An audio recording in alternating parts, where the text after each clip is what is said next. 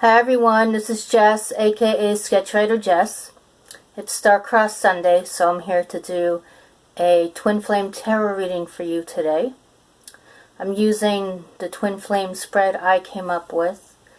It's got a masculine part, a feminine part, and then there's a theme. The man has something he has to work on, and the woman has something she has to work on. And then there are oracle cards from Notes from the Universe. The main deck I use is the Rider deck. Now, man and woman is what I use because that's my orientation. I'm straight, so that's how I think. But, you know, you can, if you're gay or straight, it doesn't really matter. Think of masculine and feminine. Let's get started. Angel Uriel, Spirit Guides Cal, Chuck, and Mombasa. What can all of us learn today about the Twin Flame journey? What can we learn from the story that will be told? What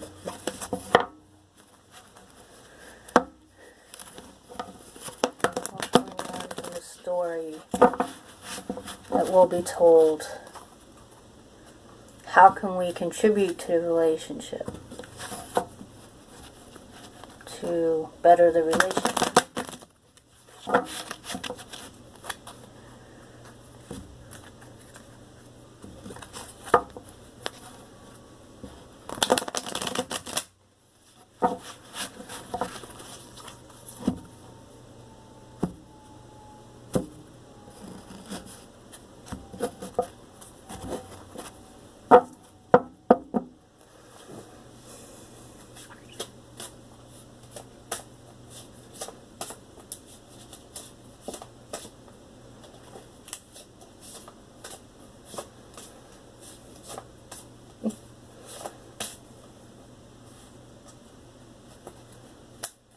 Taking a while.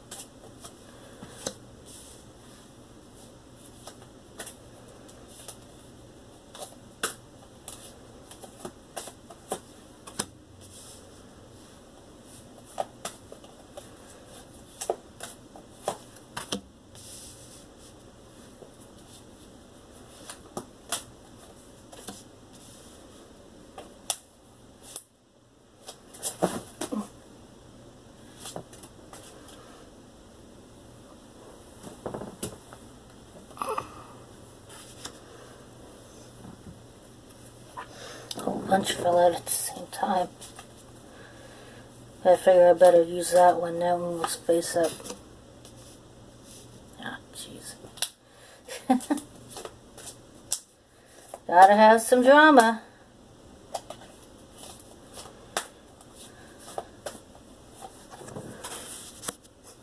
Wow.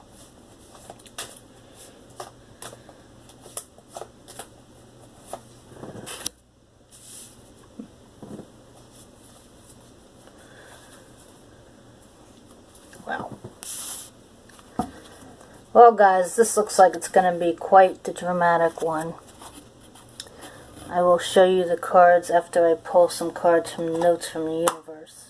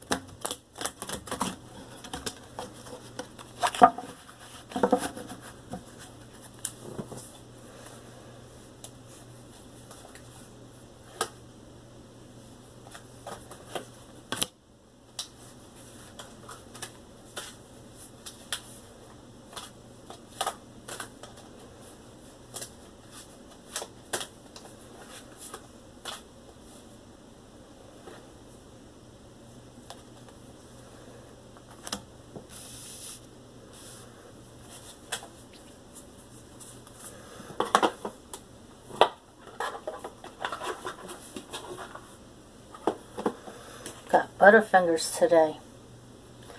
Dropping everything. Okay, now I'm going to share the cards with you. So for the masculine, for his past, we have the King of Swords. For the masculine, for his present, we have the Empress reversed. And for the masculine, for his future thoughts, what he's concerned about, we have the Two of Wands. For the feminine, for her past, we have the Hierophant. For her present, we have the Ace of Cups. And for her future, for what she's concerned about, she has the Two of Cups reversed. The obstacle that the man is going to have to work on deals with the Devil. And the obstacle that the woman needs to work on is the Eight of Pentacles reversed. And then the underlying theme is the Ten of Swords upright. Yep. Okay. So for the oracle cards, I'll just do it one at a time. They chose you. Now I'm going to read it. You might not readily believe this. It might even spook you a bit, but there are those who choose this very lifetime in large part knowing you'd be there. Now that's what we call a reputation. Hugs, the universe. The next card is Turn on Your Love Light. Sometimes the best way to remain sane is to love like crazy. Works for me, the universe. Okay, that's interesting with this assortment of cards. Oh my. This is nuts. Well, I will be going off camera to go write in my journal and get this reading all ready to go. And then I will come back and let you know what's going on here. Hi everyone, I'm back. Now I'm going to read you what I wrote for the reading.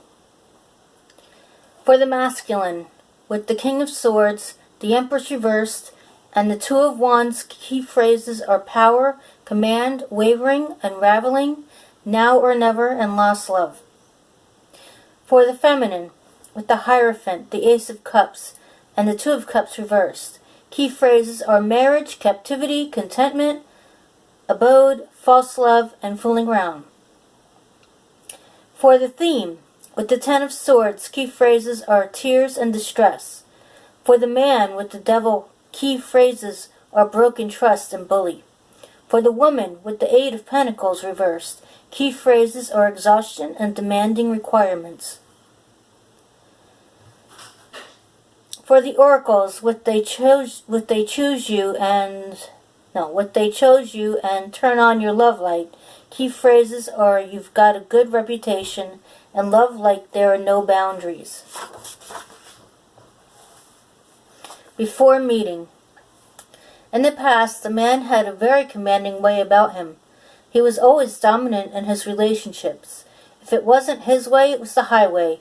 He has had relationships end due to this attitude. In the past, the woman had a marriage that felt tight.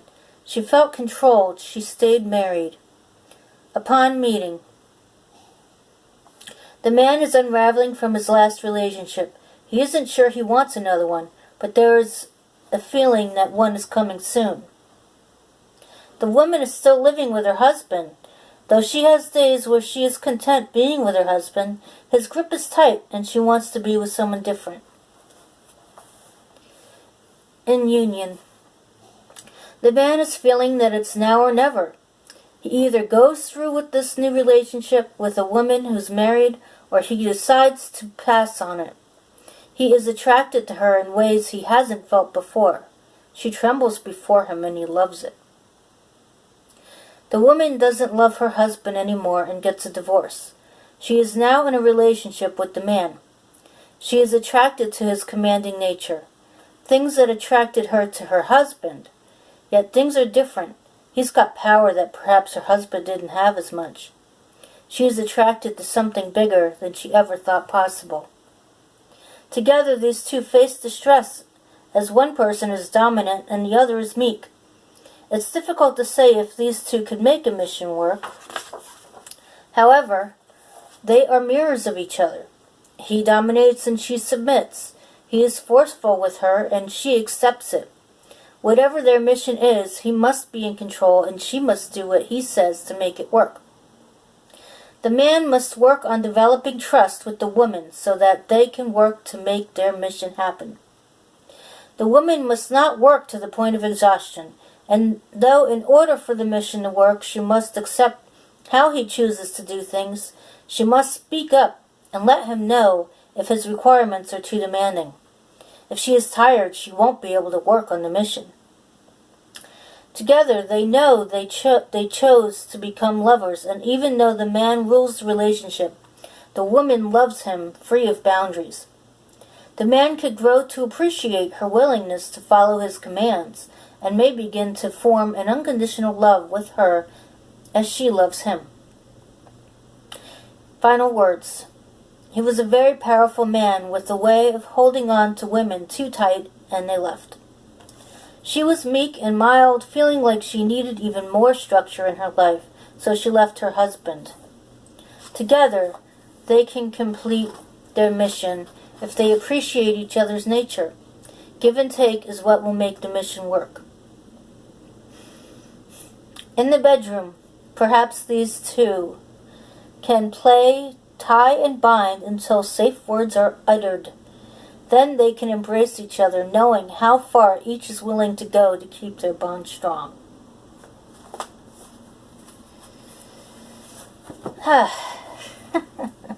Well, I really didn't know how this was going to turn out.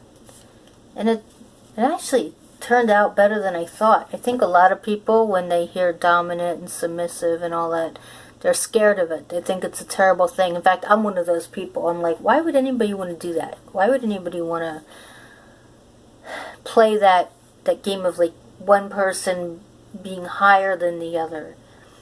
But if you think about it, it's really two people working together to bond. And they're working in a way that suits them, whatever their personality is. I'm not really into that kind of thing, but if somebody is into that, they shouldn't be ashamed of it. I mean, as long as it's safe. I mean, if somebody's abusive or something, that's different. In this reading, I got more, it was a sexual tension rather than like an actual, like, abusive type of thing. With the devil, it's kind of like sexual energy. And, as I've said with this card, a Ten of Swords, it's all in a person's head. There's no blood on it. It's just swords. And, it's a scary card. You see that and you're like, whoa, that's horrible. But I think, when people face things where they have distress about something and they're able to work through it together, then I think the relationship becomes stronger. And I think with this relationship, the people are developing a bond that allows them to be strong enough to face the mission that they want to complete.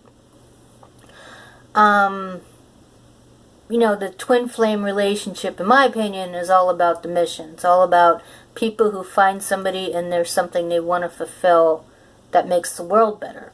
That's what makes it different than a regular soulmate relationship. To me, like, soulmates is like people who find each other and they love each other. And maybe they do good things for the world, but it's not on such a large scale.